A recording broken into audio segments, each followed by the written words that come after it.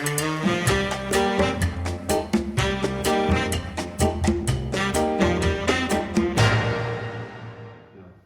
we're going to be making a lemon drizzle cake. The reason I choose this cake is because it never fails. It always comes out exactly as it should. Now the ingredients for this cake are simple cake ingredients: flour, plain flour, not self-raising flour, caster sugar, eggs, margarine of course, some baking powder, and we will be using icing sugar for just simply to make the drizzle for the lemon drizzle cake. And of course 2 lemons. Now what we do with the lemons is we take the rind off, we grate the rind off one of the lemons, but we use the juice of 2 lemons, 2 big lemons if you can get them. So the side of the grater that you use to grate the lemon is this side here, not this one for grating cheese or not the one for slicing, but this one, like the smoother, if you like, of the sides of the grater. So I've already put the margarine into the bowl. I've already measured that out. The measurements are 200 grams, 7 ounces. 7 ounces of margarine, 200 grams of margarine, 200 grams of flour, 200 grams of sugar. So we'll start with if we start with getting the lemons ready, because they're a bit of a tedious job. So we get those ready, and then we'll start with the rest of the cooking. So the first thing we do is we grate one of the lemons to get the zest from the rind of the lemon into the cake, and that gives the cake a bit of a kick. So we'll start with this. So you're just taking the outside skin of the rind of the lemon. You don't go too deep into the lemon, because the zest is on the very skin. Just finish off the top now.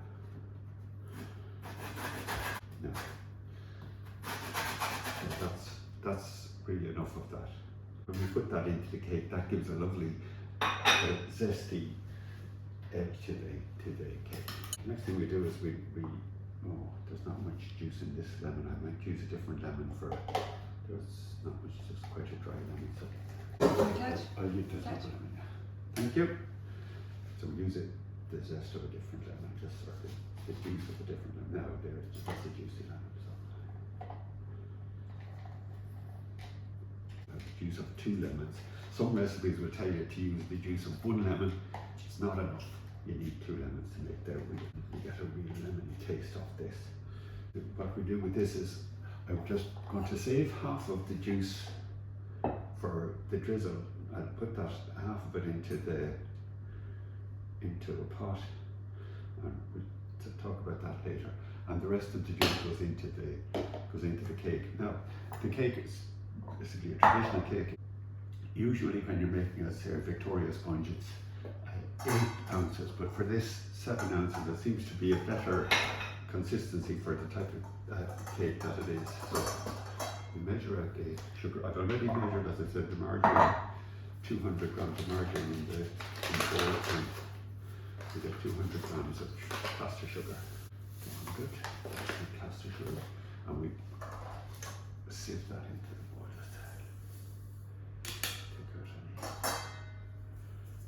We mix that up, blend the sugar and the margarine together until basically the sugar disappears into the margarine. See, it's disappearing already into the margarine. You're trying to capture it all in the margarine, so trying to get an even spread.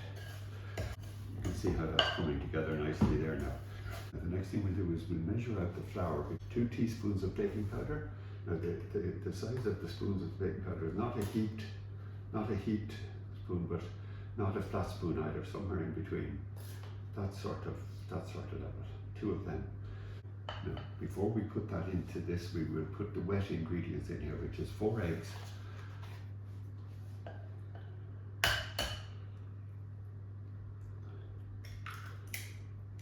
and the wet ingredients, that's including the zest, the lemon, of course the juice. Juice of the lemon. Put it in. There's a good bit of juice there, so save some of that. half and half, half fair, half. What we do is we mix this into the margarine and sugar and make sure that the eggs are all mixed in. And then we want to try and get a consistency within this, so you mix it around until the juices have all been captured in the mix as evenly as you can. Okay, so it comes in something like that, and then we're ready to put in the flour. Now, the flour and the baking powder, again, you sieve that in to the mix. They try to bring this a little bit higher than just the bowl, because what I'm trying to do is trying to introduce as much air into the mixture, and you introduce that by pushing the flour through the sieve in air, so that it captures some air on the way down, and you're trying to get as much of that into the mix as you can, as gently as you can. As I say, try not to push out the air that we've already put in. So insofar as you can, you don't listen like perfect science, but you do the best you can. Now you see how nice that is? That's nicely blended together. And the tin for this is this type of expandable tin that you can take the side off. If you can get one of those, they're available now in all the supermarkets. They used to be a rarity, but now they're quite common. I think Tesco's, Dom's, any of these brands would have it. So just put this into the tin, and you can line the tin with parchment or greaseproof paper, or if you don't have that, you can grease the tin with butter. Put a sort of a generous greasing of butter around the tin, and that will save the cake from sticking too much to the thing. So that's what it looks like before it goes into the oven. And the oven, I have the oven at 165 and a fan oven. It's quite a low heat. Usually it's 165 is what you keep cakes. So that goes into the oven now for 45 or 50 minutes. You check it after 45 minutes. If it looks done, it should be nice and golden and crispy at the top. And if it looks done, it's done. What we do, we have the lemon juice in the saucepan, and we just put the heat on, and we put maybe two spoonfuls of icing sugar, and not caster sugar, icing sugar. That sort of much. And we try and blend that. That will blend as it heats up with that, and make a sort of a lemony syrup. That will be ready then when the cake comes out of the oven. So the syrup has now had a chance to blend, and you can see it's actually thicker than it was a couple of minutes ago. Let's see the cake, beautiful cake that came out. It always comes out like that. That's the beauty of this cake. I've never had it fail.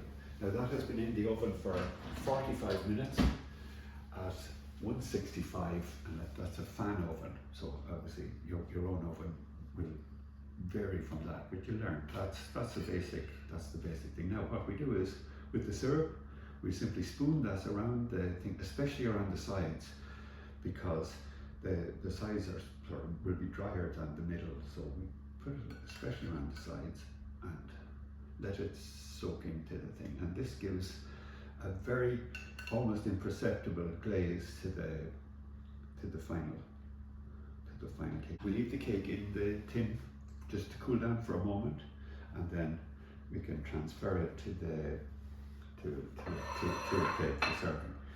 But just leave it cool down for a second. I just maybe take off the thing. The handy thing about these expandable sides is you can take off that part. So what I'm going to do now is I'm going to lift the cake from the tin and onto the plate. And there you are. Now, when God sends us lemons, we make lemon drizzle cake.